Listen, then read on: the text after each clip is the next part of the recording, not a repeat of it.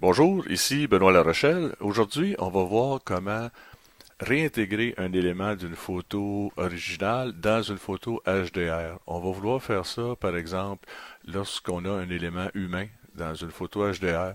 Souvent, les rendus de peau ne sont pas nécessairement agréables, ne sont pas nécessairement bons. Par exemple, si on regarde les deux photos qu'on a ici, c'est la photo de gauche qui est ma photo originale, la photo de droite qui est ma photo HDR. Bien entendu, on ne voudrait pas nécessairement non plus faire ça pour une photo dans le style grunge, même en réintégrant l'élément humain, ça serait pas bon, mais on fait ça pour une photo lorsqu'on a fait du HDR simplement pour aller chercher des détails dans nos ombres, puis dans nos hautes lumières. La photo de droite n'est pas une photo qui est trop HDR. Par contre, si on regarde la figure de notre personnage, si on compare celle de gauche avec celle de droite, on voit qu'à droite, on a du rouge, du rougeâtre, c'est pas un beau ton de peau, alors que celle de gauche, qui est notre photo originale, évidemment, est bonne. Ce qu'on veut faire, c'est d'utiliser le personnage de gauche dans notre photo de droite. Pour ce faire, on va utiliser les deux photos, la photo médiane originale, celle qui était à la bonne exposition, donc ni la -2 ou ni la +2, mais la photo à 0 EV, puis notre photo HDR. Donc, ce que je vais faire, je vais ouvrir mes photos dans Photoshop. C'est quelque chose que j'ai déjà fait ici. Puis, si on regarde, on a nos deux photos, ma photo originale, ma photo HDR. Donc, ce que je vais faire, puis évidemment, il existe plusieurs techniques pour faire ça. Moi, je vous montre celle que j'utilise parce que je la trouve simple à faire, mais il y a d'autres façons de faire.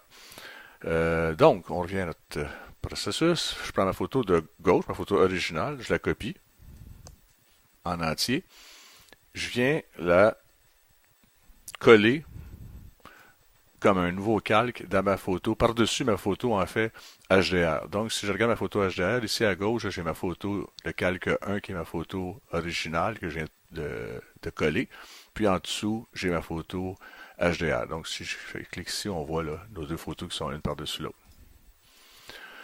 Mon calque, par contre, que je vais faire pour la photo originale, je vais la mettre en masque. Donc, je vais créer un masque, comme on voit ici, puis je vais l'inverser.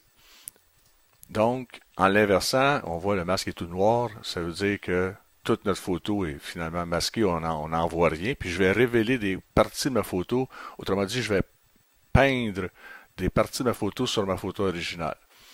Fait que pour faire ça, je vais commencer par le visage. On va zoomer un petit peu pour travailler plus facilement.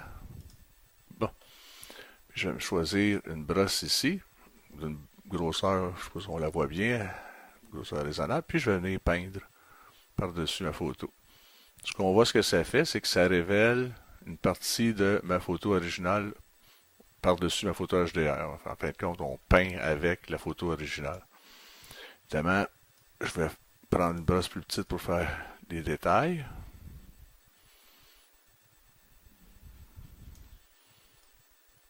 Comme ça ici.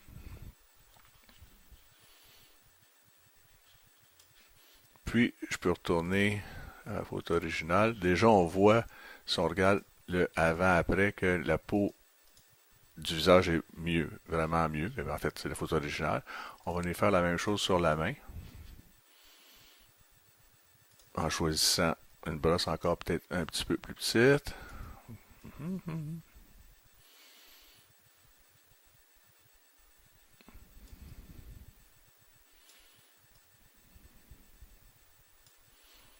Étant donné qu'on peut zoomer là, quand même beaucoup, on peut aller à un niveau de détail vraiment précis. Donc, il n'y a pas vraiment de problème. On ne parle pas ici de lignes qui sont tranchées net.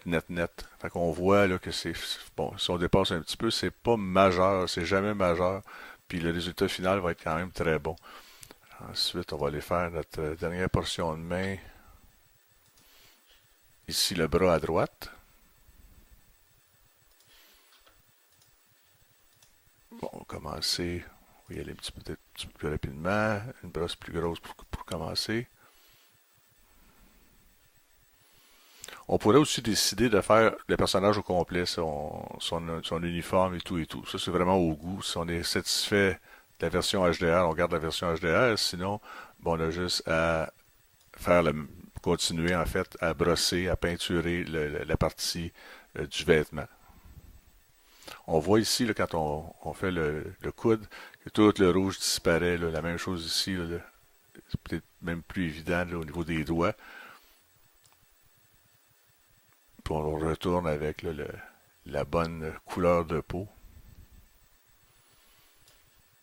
Bon, ce genre de traitement-là, c'est peut-être plus facile à faire si on possède une tablette.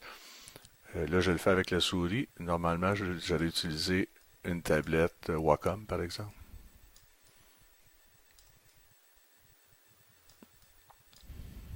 Là. Puis on retourne finalement à notre photo originale ici. Ben, on peut voir là, la différence du avant-après. Donc, on est parti de ça, sur notre photo HDR, avec ça. Avec donc l'élément humain qui est revenu avec des tons de chair corrects, puis notre photo qui est notre photo HDR. Donc, j'espère que ça vous a plu, que vous allez pouvoir tirer profit de ça. En passant, ce même traitement-là peut s'appliquer souvent à des ciels. Lorsque vous faites du HDR, les ciels avec des nuages vont souvent avoir des parties très très sombres, très grises, qui sont pas réalistes du tout. À ce moment-là, prenez votre photo, votre photo originale de ciel, puis vous venez juste la peindre par-dessus le ciel de votre photo HDR, puis le résultat va être extraordinaire. Je vous remercie d'avoir regardé cette vidéo, et à la prochaine. Merci.